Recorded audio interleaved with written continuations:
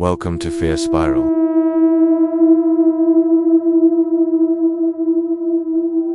It was supposed to be just another late-night radio show, but what happened that night was never heard again. The town of Ashton was a small, quiet place. Its biggest claim to fame was the Ashton Biscuit Company, which had been founded here in 1923.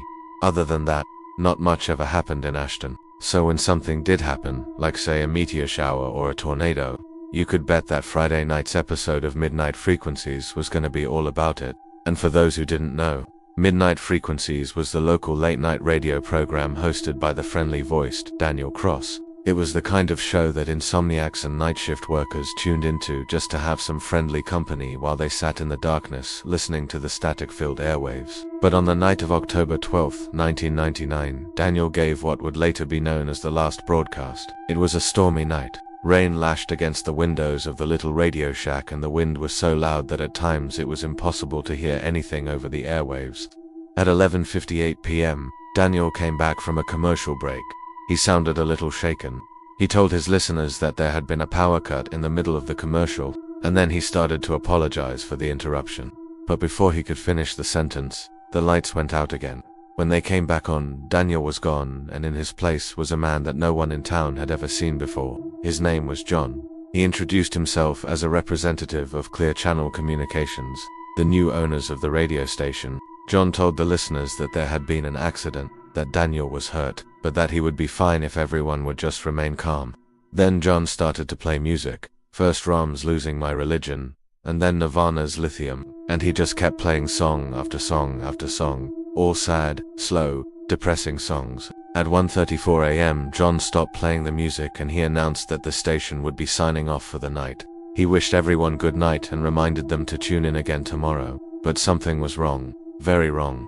Something that no one could have predicted. As soon as the broadcast ended, the phone lines at the radio station started to ring. People in Ashton and the surrounding areas were calling to report that Daniel's body had been found. He had taken his own life.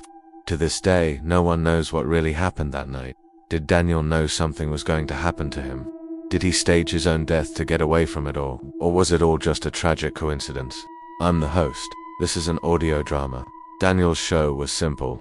People called in to share their ghost stories, strange experiences, unexplained things that had happened to them. Then he would comment, offer a playful analysis, maybe share a similar tale of his own. Rain fell outside. The wind and the thunder rumbled. Inside the studio was warm, safe. At least that's how it felt. In the beginning, Daniel liked the rain, the sound of it drumming on the roof, the way it muffled sound. It was cozy inside the glass box with its red curtains and velvet cushions. The old wooden table held the phone receiver, a single microphone, and a glass of water.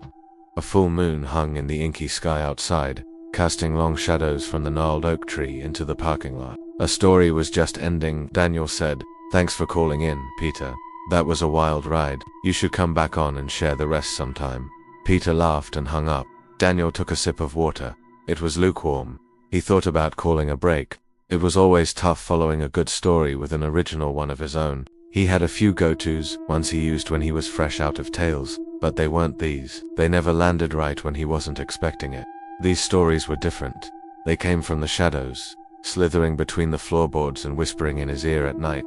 This one was new. He cleared his throat and began, "I told you I didn't like the rain, but there was this one time I was walking home from my car, and it was raining so hard, and I don't remember why I didn't just get in my car and drive home, but I was walking, and the street was empty, and I could feel the raindrops hitting my skin like tiny little needles, and then I saw it, a house at the end of the street, and it looked like it had been abandoned for years, and I couldn't help but walk up to it.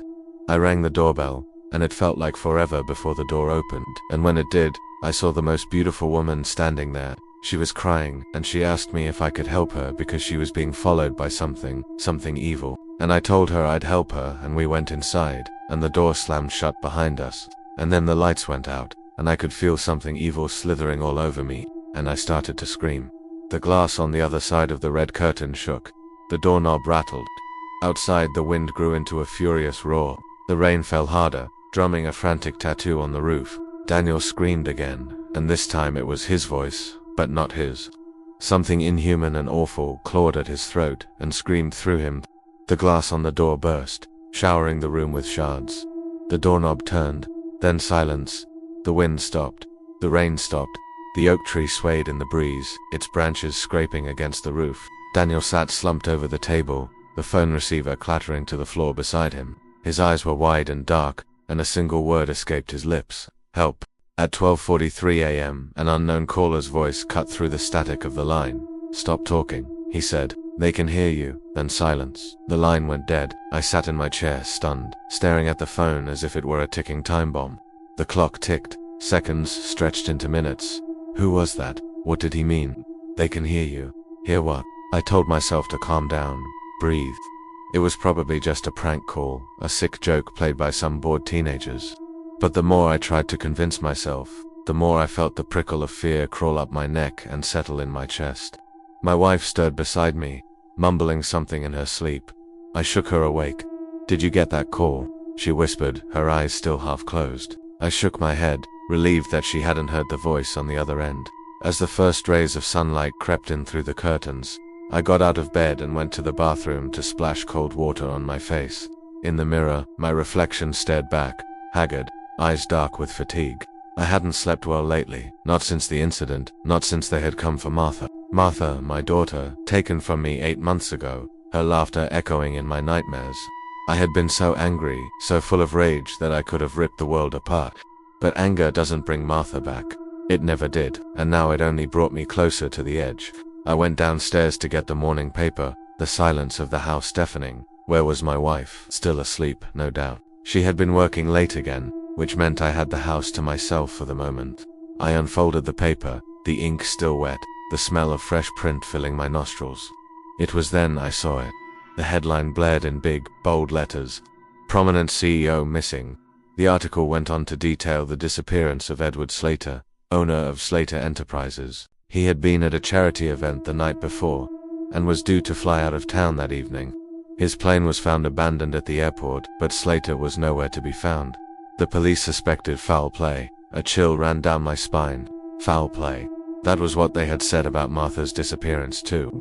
8 months, 2 days, 3 weeks, 11 days, 6 hours, 27 minutes, 43 seconds. How many more hours until my own nightmare made headlines? Fear twisted in my gut. They were coming for me, I could feel it. I had to get out of there, get away while I still could. I raced up the stairs, my heart pounding in my chest, adrenaline surging through my veins. I could hear the helicopter now, closer than before.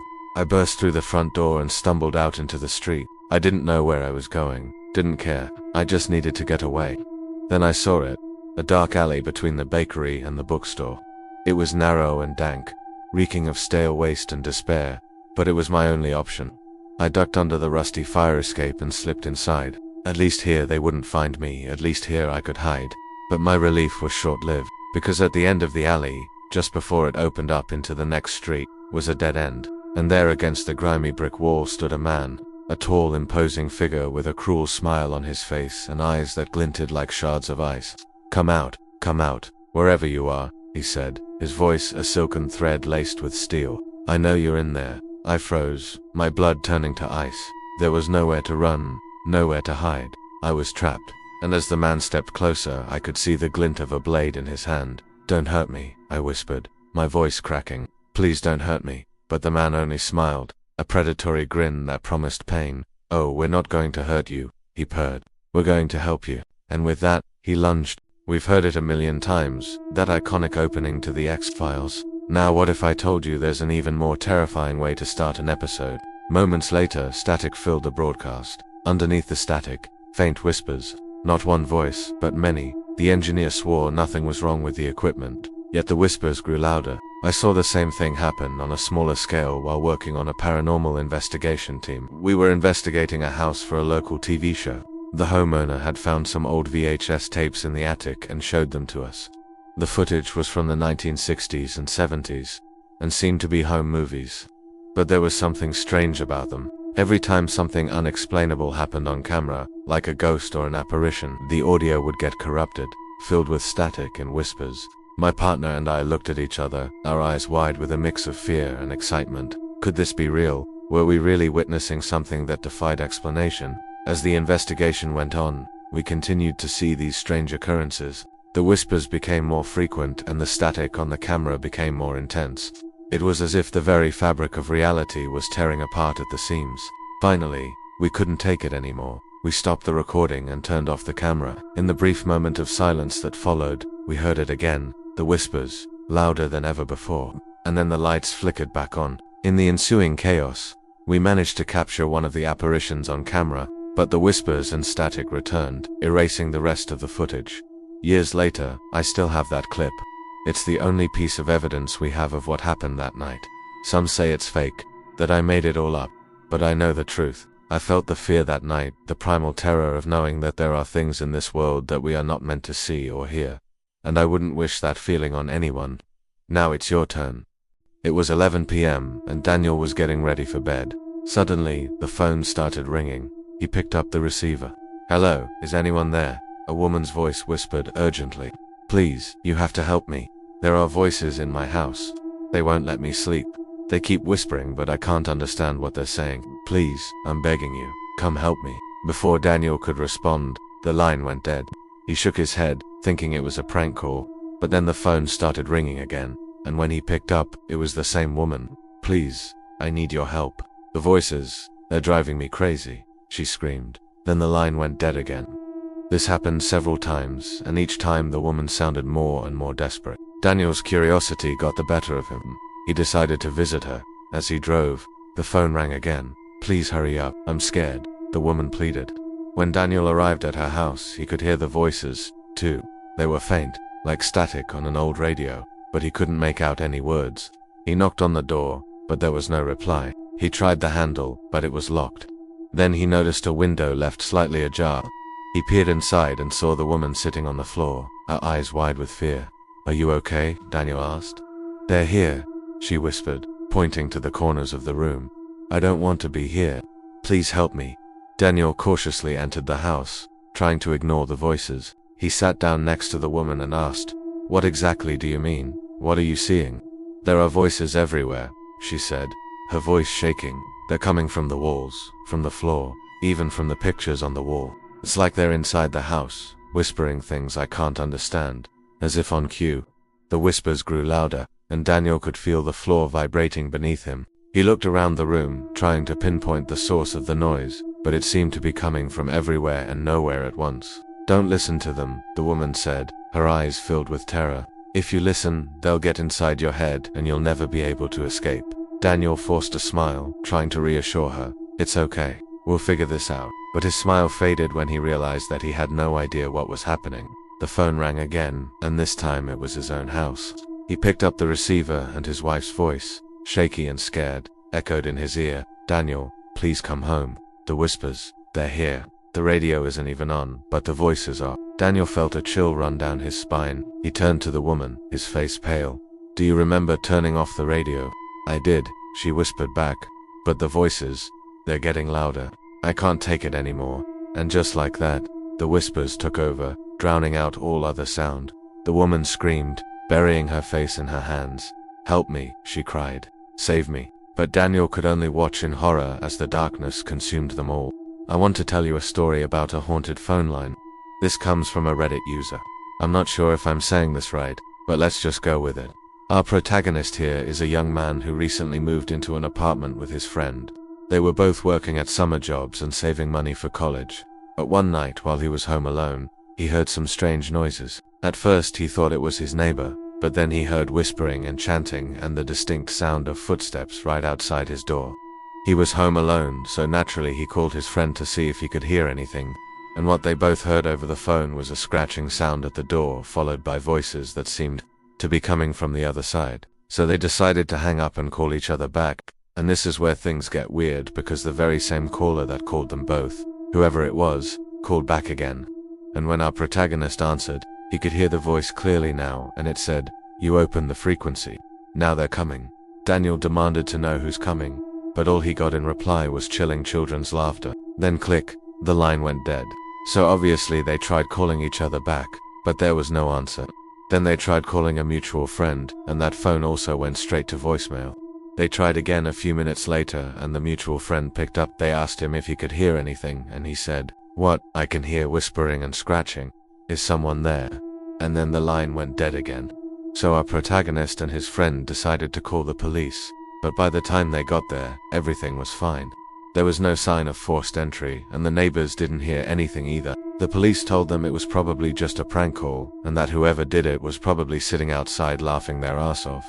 But the next day when they checked their answering machine, they found a message from that same number. It said, "Hello, hello, is anyone there?" And then they could hear whispering and chanting again. They never got any more calls after that, but it really freaked them out, and they started hearing scratching and whispering around the apartment at night. So they ended up leaving town and staying with family until the end of summer. Yeah, I think I would have done the same thing. That's creepy. And I feel like even though this person may have gotten away with their prank call, karma-esque come back and bite them in the ass, because messing with people like that is just not okay. So we should probably find them and then ask them, "Hey, wanna talk about your childhood trauma?" That was our spooky story. And if you like spooky stories, we actually have an entire podcast dedicated to them. We call it Spooky Stories. Daniel stared at the control panel in disbelief. All the lights flickered and died, plunging the studio into darkness. The microphone, it switched on and off by itself. And the footsteps, Daniel could have sworn he heard footsteps. But when he looked up, no one was there. He'd been working late on tonight's broadcast. The topic, paranormal activity in the old broadcasting building. Ironically, now he was experiencing some of it himself. Or was he just exhausted? He needed coffee. Daniel stumbled to the kitchenette, filled his mug, and returned to his desk. As he sipped the bitter liquid, the lights flickered back on, revealing a note on his computer screen. "Stop the show," it read. His heart raced. Who was behind this? A prankster trying to scare him, or something more sinister? Was someone in the studio with him? Daniel slowly scanned the room, his eyes adjusting to the dim lighting. No one was there. He tried to dismiss the note, chalking it up to an overactive imagination. But then the lights flickered again, plunging the studio into darkness. The voice boomed through the speakers, "Do not dismiss me." Startled, Daniel stumbled back, knocking his chair over. He had to get out of there. He raced toward the exit, but the door seemed to be locked. Panicked, he rattled the handle, calling out for help. "I don't want to die," he whispered, his voice echoing in the vast emptiness of the studio. As if in response, the lights flickered back on, revealing the open door. Had someone let him out? Hope surged through him. He dashed out into the corridor, not stopping to look back. He needed to get out of the building, but every exit seemed to be locked. Trapped inside the studio, Daniel found himself at the mercy of a malevolent force that seemed determined to keep him there. With each passing moment, his fear grew, fueled by the whispers that echoed around him. Was he truly trapped, or was he losing his mind? The answer, he feared, might lie in the darkness that surrounded him. This chilling 911 call was never supposed to be leaked by the police. On October 2004, a radio DJ named Daniel was hosting his late-night show. It was just a normal night until it wasn't. As Daniel was wrapping up his show, he started to get a bit shaky.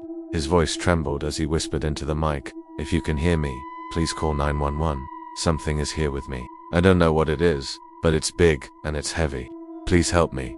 At first, his listeners thought it was part of the show. After all, Daniel was known for his wacky antics on air. But when they heard the dial tone of a phone being punched into emergency services, they realized something was wrong. They quickly dialed 911 themselves and reported a man screaming for help in distress. But before the police could get to the station, a blood-curdling scream ripped through the broadcast. It was raw, unearthly, filled with terror. Then everything went silent. When the police finally arrived at the scene, they found the studio door locked from the inside, with Daniel's phone still on the line with an operator on the other end. They kicked down the door and rushed in, but no one was there. The control room was empty. The only sign of struggle was an overturned chair and a microphone lying on the floor, inches away from the open window. To this day, nobody knows what happened to Daniel or what that sound was. Some believe it was the sound of a soul leaving its body, a sound that can only be heard when someone is in the process of dying or being murdered. Others say it was the sound of a demon, a sound that can only be made by an entity from hell itself.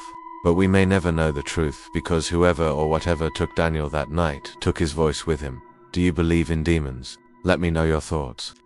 This is the last unsolved mystery of the Hinterkaifeck murders. It's the morning after. The police had come to the farmhouse and found it locked up tight. All of the equipment was still running. The cameras were still on, but Daniel Cross was nowhere to be seen. And then they found the final tape in the camera. It was just static. and then they heard it. There was a voice underneath the static. It said, "We're still here." That was the last clue. That was the last piece of the puzzle. And then everything went dark. The police never did find out what happened at the farm.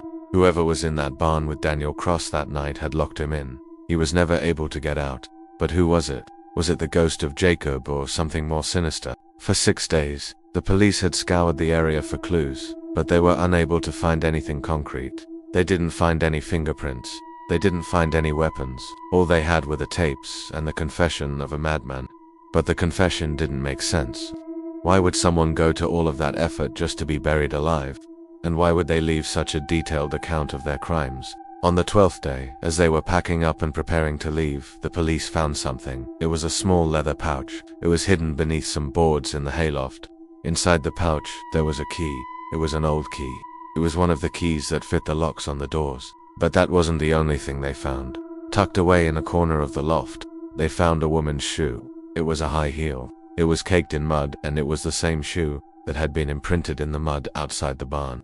And then finally, in the last place that Daniel Cross was ever seen, they found a cigarette butt. It was crushed in his right hand. In his left hand, they found a half-empty bottle of whiskey. And on the bottle they found the name of a local bar. The bartender remembered serving that bottle of whiskey to a man just 2 weeks before the murder. And when the police showed up asking for information, he told them that the man had come into the bar with a woman. He described the woman in detail. Her name, he said, was Dolores. She had been wearing a red dress and high heels. And with that, the case went cold again. For the next 60 years, it remained unsolved. No trace of Dolores or the killer was ever found. The case became a local legend and then a national one. It was the crime of the century. But even today, the Hinterkaifeck murders remain unsolved. Do you think the killer was ever caught? Vote in the comments. What are you doing? What the hell? This isn't funny. Hey guys, remember the Legend of Zelda game that I told you about last week? Well, here's another one. This one comes from a former Nintendo employee who worked on the original Wii Sports. Apparently, there was a very unsettling noise that would occasionally come through the speakers during gameplay. It was never supposed to be in the game, and it drove the developers crazy trying to find the source. One day, they decided to place a microphone near the TV to try and pinpoint where the sound was coming from, and what they heard was unlike anything they could have imagined. In the middle of the static, they clearly heard the voice of a little girl saying, "Wii Sports, Wii Sports, Wii Sports."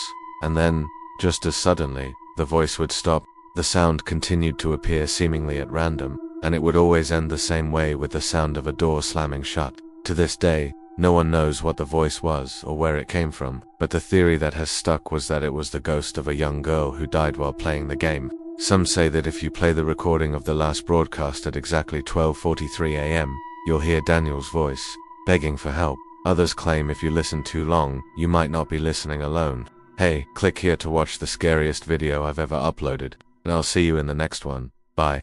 Thanks for watching. Like, subscribe, comment, and share. It really helps me out.